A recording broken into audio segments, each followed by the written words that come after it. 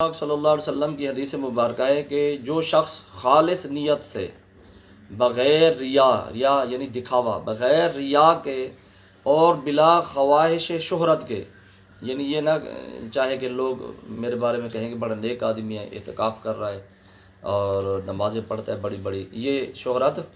دل میں نہ ہو، یہ خیال نہ ہو، یہ خواہش نہ ہو، تو یہ سب کچھ کرتے ہوئے ایک دن کا اعتکاف بیٹھے گا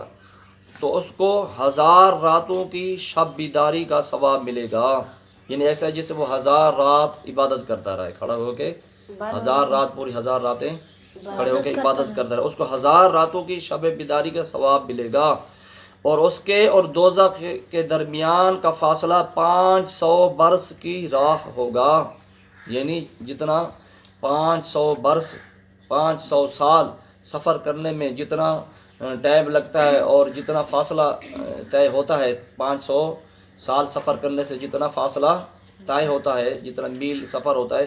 اتنا دور کر دے گا اللہ تبارک و تعالیٰ اس کو اور جہنم کو اور دوزخ کو اور اس بندے کو جس نے ایک دن اللہ کی رضا کے لیے خالص نیت سے، بغیر ریا کے، بغیر خواہش شہرت کے ایک دن کا اعتکاف کیا. اللہ تبارک و تعالیٰ اس کے اور اس کے جہنم کے درمیان جو ہے 500 سال کی مسافت کی راہ کر دے گا، یعنی اتنا دور کر دے گا جہنم کو اور اس شخص کو.